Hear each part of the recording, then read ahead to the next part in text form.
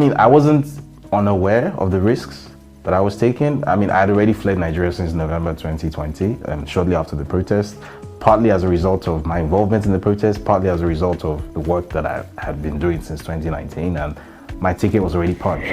Award-winning Nigerian journalist David Hundeyin has always dreamt of visiting the southern African country, Zimbabwe.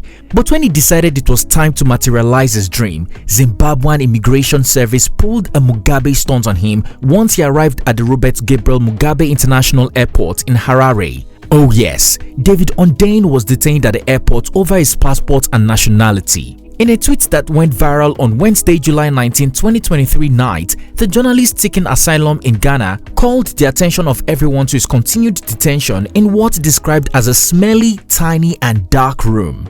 Initially, many Nigerians assumed the Nigerian government was working undercover with the Zimbabwean government to pull an Operation Nnamdi Kanu on the celebrated journalist, as they did with Kenya in 2021. Like Nnamdi Kanu, who is still facing trial, David Hundeyin's investigative reports over the years have attacked the integrity of many politicians in Nigeria and have been regarded as a threat to the Nigerian government. Some Nigerians even attributed it to xenophobia, stating that Zimbabwe is rarely kind nor respectful to Nigerian tourists. But after much outrage on social media, David was eventually released following a 10-hour detention and then deported from the country. Since his release, the Zimbabwe Permanent Secretary in the Information, Publicity and Broadcasting Service has come out to say his side of the story. Likewise, David Hundeyin in a recent interview. Was it all a botched plan to kidnap David like Nnamdi Kanu? Was it xenophobia? Or was it just a passport and visa issue? Hello guys, it's T-Code here for African Glitz. I probably wouldn't be here today. If I was in Nigeria right now, I'd probably be dead, quite literally. So my life has been threatened credibly, which is why I was granted asylum to start with. Since running away from Nigeria following the EndSARS massacre that upended the lives of many Nigerian youths, investigative journalist David Hundeyin has been an absolute terror in journalism. The 33-year-old has made the likes of President Bola Ahmed Tinubu piss in his pants after publishing several shocking reports on his age, educational background, the origin of his name, drug charges, children's lavish lifestyle, and his Guinea passport. Tinubu isn't alone. The likes of Kazim Shettima, a top business mogul, and especially Abike Dabiri-Erewa have all been at the mercy of the celebrated journalist at some point. Speaking of Abike Dabiri-Erewa, the Nigerians in Diaspora Commission chairman and David Hundeyin got into it back in November 2021 for doing nothing about a Nigerian jailed in Ivory Coast until she died in detention. Earlier in March 2021, the journalist broke the news of Itunu Babalola, a trader in Bondoko, Ivory Coast, who was jailed on trumped-up charges. The lady had traveled to Nigeria to check on her sick mother in September 2019. When Itunu returned to Ivory Coast in October 2019, she discovered her apartment was robbed in her absence and her belongings worth 300,000 naira were stolen. When the young lady found who committed the crime and reported it to the police, it turned out the DPO nephew was the suspect and they insisted she accepts a settlement of 100,000 naira, lesser than the worth of her belongings.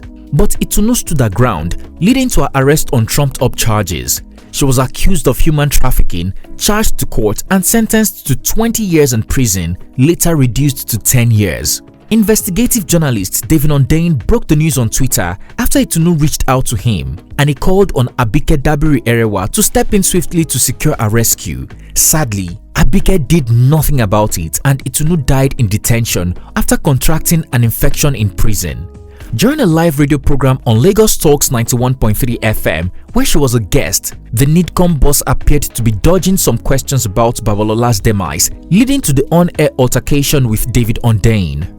At the time, the journalist had no idea he would one day be in late Itunu's position or even need Abike Dabiri's help, but almost 2 years later, that is precisely what happened. On Wednesday, July 19, 2023, the investigative reporter got his fans worried for his life after announcing on his Twitter page that he had been detained in Robert Mugabe International Airport for almost 7 hours since he arrived in Harare.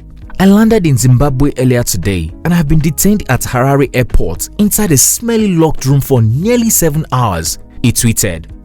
According to the 33-year-old reporter, his detention was due to his travel documents showing he is Nigerian but currently seeking asylum in Ghana. They said that despite using the travel documents of a country with a visa-free relationship, My nationality is still Nigerian and thus I need a visa, he wrote. Sharing photos of himself and another lady, the investigative report said he and the Ugandan lady were locked in a smelly room for hours. Alongside a lady from Uganda, also a visa-free country, I have been locked in a room with no windows or toilet, plus a bottle of pee on the floor, he tweeted. Later speaking with News 24, David Hundeyin said he has always wanted to visit Zimbabwe since he was at the university over 12 years ago.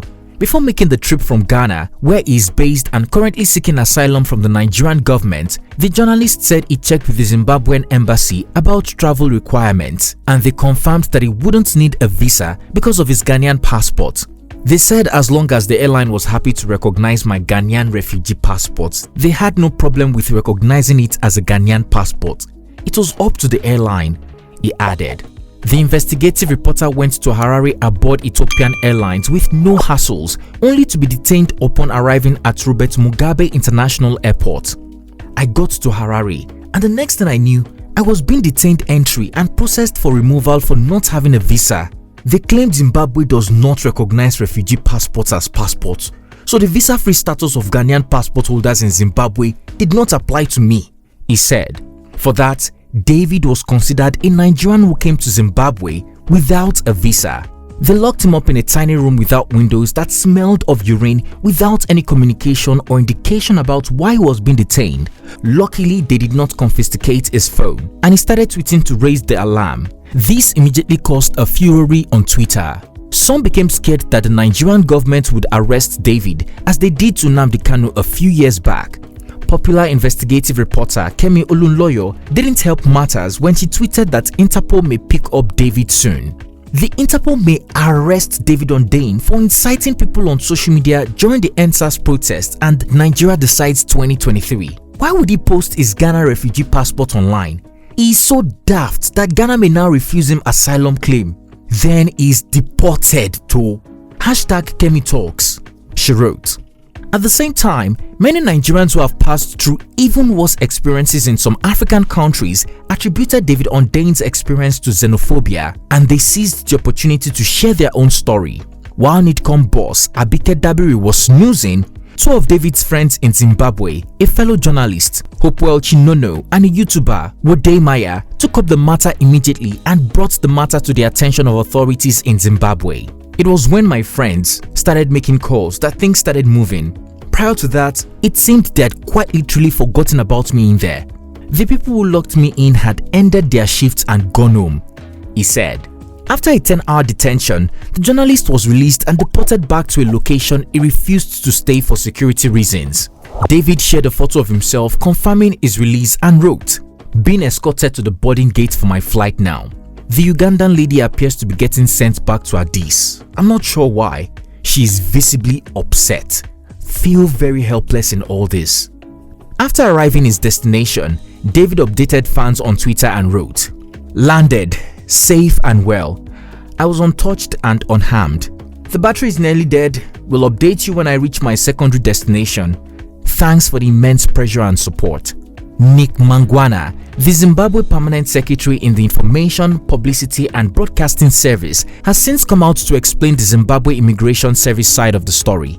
In a series of tweets, Mangwana noted that Hundeyin, while carrying a Nigerian passport, sought asylum in Ghana and traveled to Zimbabwe with the papers. According to him, David came with Ghanaian refuge papers, claiming he was a Nigerian running away from prosecution in Nigeria. However, people in this category still need visas to enter Zimbabwe. He wasn't coming in to work as a journalist. He said he was just coming to visit, but without getting a visa in Ghana first. Other parts of his story were also unsatisfactory to the immigration authorities. He was considered not a candidate for entry into Zimbabwe, he explained. Even with his Ghanaian refugee passport, Mangwana argued that Ghanaians are only allowed in Zimbabwe with a visa. Hence, David was promptly arrested, detained and deported. I am sorry that this journalist found himself in this situation. That said, we do have immigration laws in our country that are obligatory to all prospective entrants, and no profession is immune to them. If someone's travel document is such that they need a visa, that law applies to everyone, including an award-winning journalist. Our laws are blind to social stations or attended achievements. The Permanent Secretary concluded. Following David Hundeyin's deportation from Zimbabwe, Nigerians have been reacting on social media. This was further intensified after David said the Zimbabwe Permanent Secretary in the Information, Publicity and Broadcasting Service only tweeted a half-truth and later revealed that his phones were stolen. Here are a few reactions.